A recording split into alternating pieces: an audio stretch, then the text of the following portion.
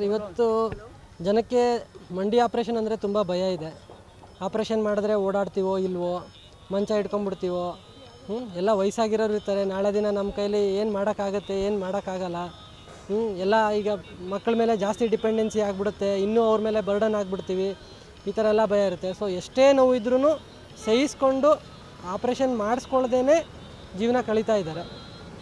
Operation ಮಾಡಿಸ್ಕೊಂಡು ಅವರು normal ಸ್ಥಿತಿಗೆ ಬರ್ಬೋದು, ಅವರು ನಾರ್ಮಲ್ ಆ್ಯಕ್ಟಿವಿಟಿ ಮಾಡ್ಬೋದು, ಓಡಾಡ್ಬೋದು, ಸ್ಟೆಪ್ಸ್ ಹತ್ಬೋದು, ಇಳಿಬೋದು, ಮನೆ ಕೆಲಸ ಮಾಡ್ಬೋದು, ಪ್ರತಿಯೊಂದು ಎಕ್ಸಸೈಸಿಂದ ಹಿಡಿದು ಪ್ರತಿಯೊಂದು ಕೆಲಸನೂ ಅವರು ಮಾಡ್ಬೋದು, ಮಾಡಿಸಿ ಆರಾಮಾಗಿರ್ಬೋದು. ಸೊ ಈ ಅವೇರ್ನೆಸ್ ಕ್ರಿಯೇಟ್ ಮಾಡೋದಕ್ಕೆ ಅಂತಲೇ ಇಷ್ಟೆಲ್ಲ ಇವರೆಲ್ಲ ಆಪ್ರೇಷನ್ ಮಾಡಿಸಿರೋ ಪೇಷಂಟ್ಗಳು. ಸೊ ಇವರೆಲ್ಲ ಮಾಡಿಸ್ಕೊಂಡು ಇವತ್ತಿನ ದಿನ ಇಲ್ಲಿ ಬಂದಿದ್ದಾರೆ. ಸೊ ಇವರು ಏನೇನು ಮಾಡ್ಬೋದು ಅಂತ ಒಂದು ಡೆಮೋನೂ ಮಾಡ್ತಾರೆ. ಸೊ ಜನಕ್ಕೆ ಆ ಭಯ ಏನಿದೆ ಅದನ್ನು ಹೋಗ್ಸೋದಕ್ಕೆ ಇದೊಂದು ನನ್ನ ಕಡೆಯಿಂದ ಸಣ್ಣ ಪ್ರಯತ್ನ.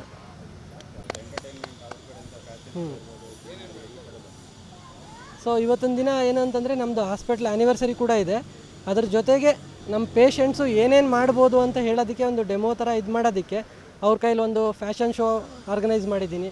ಅದ್ರ ಜೊತೆಗೆ ಅವ್ರ ಕೈಲಿ ಸಣ್ಣ ಪುಟ್ಟ ಗೇಮ್ಸು ಆಡೋದನ್ನ, ಅದಾದಮೇಲೆ ಯೋಗಾಸನ ಮಾಡೋದಾಗಿರ್ಬೋದು, ಜಿಮ್ಮಲ್ಲಿ ಎಕ್ಸಸೈಸ್ ಮಾಡೋದಾಗಿರ್ಬೋದು, ಸೈಕ್ಲಿಂಗ್ ಮಾಡೋದು, ಥ್ರೆಡ್ಮಿಲಲ್ಲಿ ರನ್ ಮಾಡೋದು, ಮತ್ತೊಂದು ಬೇರೆ ಎಕ್ಸಸೈಸ್ ಮಾಡೋದು, ಇವೆಲ್ಲ ಮಾಡ್ಬೋದು ಅಂತ ಜನಕ್ಕೆ ತೋರಿಸೋದಕ್ಕೆ ಒಂದು ಕಾರ್ಯಕ್ರಮ ಇವತ್ತು ಹಮ್ಮಿಕೊಂಡಿದ್ದೀವಿ.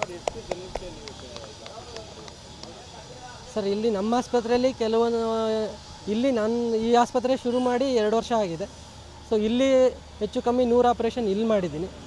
ಬೇರೆ ಕಡೆ ಎಲ್ಲ ಸೇರಿಸಿ ಒಂದು 300ರಿಂದ 400 ಆಪ್ರೇಷನ್ ಅಂತ ಮಾಡಿದ್ದೀನಿ. ಇಲ್ಲಿ ಜಾಸ್ತಿ ಪೇಷಂಟ್ ಇರೋರೆಲ್ಲ ಮಂಡಿ ಆಪ್ರೇಷನ್ ಆಗಿರೋರು, ಒಂದಿಬ್ಬರು ಪೇಷಂಟು ಹಿಪ್ ರಿಪ್ಲೇಸ್ಮೆಂಟ್ ಆಗಿರೋ ಪೇಷಂಟ್ಸು ಇದ್ದಾರೆ.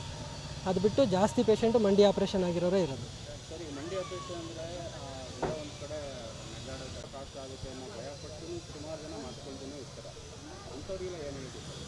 ಸರ್, ಅದೇ ನಮ್ಮಲ್ಲಿ ಏನು ಅಂತಂದರೆ ಸರ್, ಇದು ಅಫೋರ್ಡಬಲ್ ಪ್ರೈಸಲ್ಲಿ ಈವನ್ ಸಾಮಾನ್ಯ ಜನಗಳೂ ಬಂದು ಆಪ್ರೇಷನ್ ಮಾಡಿಸ್ಕೊಳ್ಳಿ ಅಂತ ಲೆಕ್ಕದಲ್ಲಿ ಇದು ಮಾಡ್ತಾಯಿದ್ದೀವಿ. ಪ್ರತಿಯೊಂದು ಪೇಷಂಟ್ಗೆ ತುಂಬ ಜಾಸ್ತಿ ಚಾರ್ಜ್ ಮಾಡೋದಾಗಿರ್ಬೋದು, ಆ ಥರ ಏನೂ ಮಾಡೋದಿಲ್ಲ. ಒಂದು ಪ್ಯಾಕೇಜ್ ಮಾಡಿ ಆ ಪ್ಯಾಕೇಜಲ್ಲೇ 1-2 ದಿನ ಹೆಚ್ಚು ಕಮ್ಮಿ ಆದ್ರೂ ಪ್ಯಾಕೇಜ್ನ ಎಕ್ಸೀಡ್ ಮಾಡದೆ ಆ ಪ್ಯಾಕೇಜಲ್ಲೇ ಮಾಡೋ ಥರ ಮಾಡಿಕೊಡ್ತಾಯಿದ್ದೀವಿ. ಒಂದು ಮಂಡಿಗೆ 140ರಿಂದ 150ವರೆಗೂ ಆಗುತ್ತೆ. ಯೂಶ್ವಲಿ ಎಲ್ಲ ಮಂಡಿ ಸವಿಯೋದು 50 ಇಯರ್ಸ್ ಆ್ಯಂಡ್ ಎಬೋ. ಸೊ ಇಲ್ಲಿ ನೀವು ನೋಡ್ದಂಗೆ ಯಾರೂ 50 ಇಯರ್ಸ್ಗಿಂತ ಕಮ್ಮಿ ಯಾರೂ ಇಲ್ಲ. ಸೊ 50 ಇಯರ್ಸ್ ಆ್ಯಂಡ್ ಎಬೋ ಅವ್ರಿಗೇ ಮಂಡಿ ಸವಿಯೋದು. ಸೊ ಯೂಶ್ವಲಿ ಆ ಏಜ್ ಗ್ರೂಪ್ ಅವ್ರನ್ನೇ ಟಾರ್ಗೆಟ್ ಮಾಡ್ತೀವಿ. ವಯಸ್ಸಾಗ್ಬಿಟ್ಟಿದೆ, ಈ ವಯಸ್ಸಲ್ಲಿ ಇದೆಲ್ಲ ಬೇಕಾ ಅಂತ ಜನ ತುಂಬ ಅಂದ್ಕೊತಾರೆ. ಬಟ್ ವಯಸ್ಸಾದಾಗಲೇ ಮಂಡಿ ಸವಿಯೋದು, ವಯಸ್ಸಾದವ್ರಿಗೆ ಈ ಥರ ತೊಂದರೆ ಬರೋದು. ಸೊ ಅವರು ಕೊನೆಗಳಿಗೆನ ಕಂಫರ್ಟಬಲ್ ಆಗಿ ಕಳಿಯೋದಕ್ಕೆ ಇದೊಂದು ಅವಕಾಶ. ಸೆಂಟ್ರಲ್ ವಾರ್ಡ್ ಎಲ್ಲ ತೊಗೊಂಡು ಕಂಪ್ಲೀಟ್ ಪ್ಯಾಕೇಜ್ ಫ್ರೀ ಆಫ್ ಕಾಸ್ಟಲ್ಲಿ ಮಾಡ್ಬೋದು.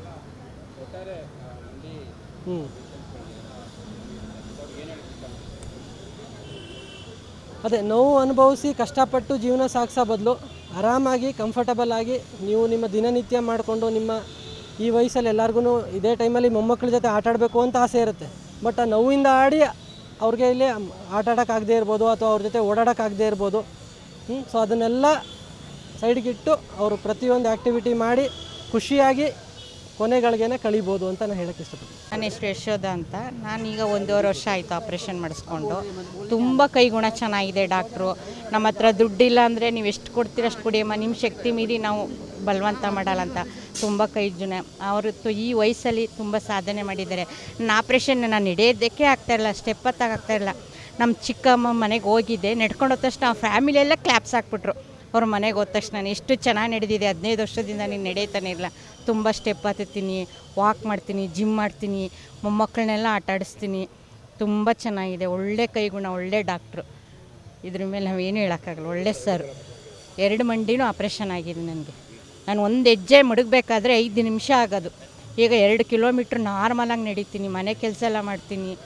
ತುಂಬ ಎಲ್ಲರೂ ನಮ್ಮ ಫ್ಯಾಮಿಲಿಯೆಲ್ಲ ತುಂಬ ಚೆನ್ನಾಗಿ ನಡೀತಿದೆ. ಒಳ್ಳೆ ಡಾಕ್ಟ್ರು, ಒಳ್ಳೆ ಕೈಗುಣ. ಅಕ್ಕಪಕ್ಕದವ್ರಿಗೆಲ್ಲ ಹೇಳ್ತಾ ಇರ್ತೀನಿ, ಮಾಡಿಸ್ಕೊಳ್ಳಿ ಹೋಗಿ, ಒಳ್ಳೆ ಸರ್ ಅವರು ಅಂತ ಅಂದ್ಬಿಟ್ಟು ಶುರು ಮಾಡಿ. ನಮಸ್ಕಾರ. ಒಂದು ಡಾಕ್ಟ್ರುಗಳನ್ನ ನಾವು ಎಷ್ಟೋ ಕಡೆ ನೋಡಿದ್ದಾಗಿದೆ. ಡಾಕ್ಟ್ರನ್ನ ನಾವು 2 ರೂಪದಲ್ಲಿ ನೋಡ್ತೀವಿ. ದೇವತಾ ಸ್ವರೂಪವಾಗಿ ನೋಡ್ತೀವಿ. ವೈದ್ಯೋ ನಾರಾಯಣೋ ಹರಿಹಿ. ನಾರಾಯಣನ ಸ್ವರೂಪ ನೋಡಿದಾಗ ನಾರಾಯಣನ ಒಂದು ಭಾವನೆ ನಮ್ಗೆ ಅರ್ಥ ಆಗುತ್ತೆ. ಪಾಲನೆ ಮಾಡೋಕ್ಕೆ ನಾರಾಯಣ ಅಂತ ನಾವು ಅಂತೀವಿ. ಇಲ್ಲಿ ಈ ಡಾಕ್ಟ್ರಲ್ಲಿ ನಂದು ಒಂದು ಸಣ್ಣ ಅನುಭವ. ನಾನು ಸಡನ್ನಾಗಿ 2022 ಆಗಸ್ಟ್ 29ನೇ ತಾರೀಕು ಬಿದ್ದುಬಿಟ್ಟೆ. ಮಲ್ಟಿ ಫ್ರ್ಯಾಕ್ಚರ್ ಆಯಿತು ನನ್ನ ತೊಡೆಗಳು. ನನಗೆ ಆಟೋದಲ್ಲಿ ಕೂತ್ಕೊಳ್ಳೋಕ್ಕಾಗಿಲ್ಲ. ಆಟೋ ಡ್ರೈವರ್ ಎತ್ಕೊಂಡು ಹೋಗಿ ಹಾಸ್ಪಿಟ್ಲಿಗೆ ಕೇಳಬೇಕಾದ್ರೆ ನನಗೆ ತಿಳಿದ ಡಾಕ್ಟರ್ ಕಾಂಟ್ಯಾಕ್ಟ್ ಮಾಡಿದ್ರೆ ಅವ್ರು ಲಂಡನ್ನಲ್ಲಿದ್ದರು. ಅವ್ರು ಹೇಳಿದ್ರು, ನೀನು ಹೋಗಪ್ಪ ರಾಮಕೃಷ್ಣ ನರ್ಸಿಂಗ್ ಹೋಮ್ಗೆ ಹೋಗು, ಅಲ್ಲಿ ಹೋಗು, ಅಲ್ಲಿ ನನ್ನ ಶಿಷ್ಯ ಒಬ್ಬರಿದ್ದಾರೆ ಮಧು ಅಂತ ಹೇಳಿದ್ದೆ, ನೀನು ಅವ್ರನ್ನ ಕಾಂಟ್ಯಾಕ್ಟ್ ಮಾಡು. ಬಾಕಿ ಏನು ಅವ್ರು ಎಕ್ಸ್ಪ್ಲೇನ್ ಮಾಡಲಿಲ್ಲ. ನಾನು ಮಧು ಡಾಕ್ಟ್ರಿಗೆ ಬಂದೆ, ಯಾರು ಅಂತ ಕೇಳಿದೆ. ಅದು ಎಲ್ಲಿದ್ದರೋ ಪುಣ್ಯಾತ್ಮ ಓಡಿ ಬಂದಿದ್ದೆ, ಬನ್ನಿ ನಾನು ಇದು ಮಾಡ್ತೀನಿ, ನಾನೇ ಮಧು ಅಂತ ಹೇಳಿದ್ರು. ಬಂದರು. ಅವ್ರನ್ನ ನೋಡೋವಾಗ ಅವ್ರ ಮುಖದಲ್ಲಿ ನೋಡ್ತಾನೇ ಒಂದು ಥರ ಆನಂದ. ಯಾಕೆಂದರೆ ಅವ್ರ ನಗುಮುಖ ನೋಡೋದೇ ಒಂದು ಆನಂದ ಆಗುತ್ತೆ. ಬಾಕಿ ಅದರ ಬಗ್ಗೆ ಇನ್ನೇನು ಹೇಳೋಕ್ಕೆ ಕಾಮೆಂಟ್ ಇಲ್ಲ. ಅವ್ರು ಕರ್ಕೊಂಡು ಹೋಗಿದ್ದೆ. ನಾನು ಹೋದಾಗ 1 ಗಂಟೆ 10 ನಿಮಿಷನೇನು.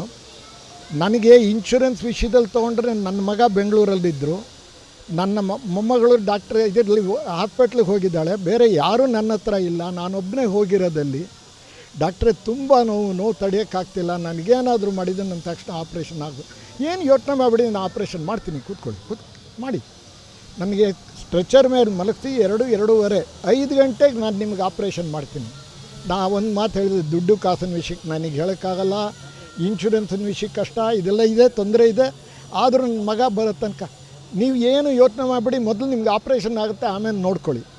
ಆ ಪುಣ್ಯಾತ್ಮ ಹೇಳಿ ಸಮಯ ಕರೆಕ್ಟಾಗಿ 5 ಗಂಟೆಗೆ ಕರ್ಕೊಂಡೋಗಿ ಆಪ್ರೇಷನ್ ಮಾಡಿ ಕರ್ಕೊಂಬಂದು, ಅಂಕಲ್ ನೀವಿನ್ನು ಸುಮಾರು ದಿವಸದಲ್ಲಿ ನಡೀತೀರಿ, ನಿಮ್ಗೆ ಯಾವ ತೊಂದರೆನೂ ಇಲ್ಲದೆ ನಡೀತೀರಿ, ಅಚ್ಚುಕಟ್ಟಾಗಿ ಆಪ್ರೇಷನ್ ಆಗಿದೆ ಅಂದರು. ಅದಾದಮೇಲೆ ಮಗ ಬಂದಿದ್ದಾಯಿತು, ಇನ್ಶೂರೆನ್ಸ್ ವಿಷಯ ಆಯಿತು. ದುಡ್ಡು ಕಾಸಂತ ಎಲ್ಲರೂ ಕೊಡೋದು ಮಾಡೋದು ಯಾರೂ ಬಿಡೋಕ್ಕಾಗಲ್ಲ.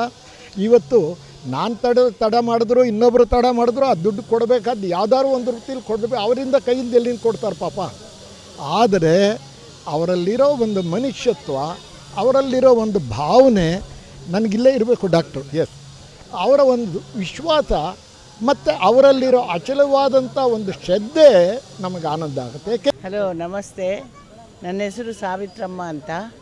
ನನ್ನ 2022 ಆಗಿದ್ದು ಆಪ್ರೇಷನು. ಆದರೆ ಅದಕ್ಕೆ ಮುಂಚೆ ತುಂಬ ನೋವಿತ್ತು, ಗೋಡೆ ಇಟ್ಕೊಂಡು ನಡೀತಿದ್ದೆ. ಈಗ ಪರವಾಗಿಲ್ಲ.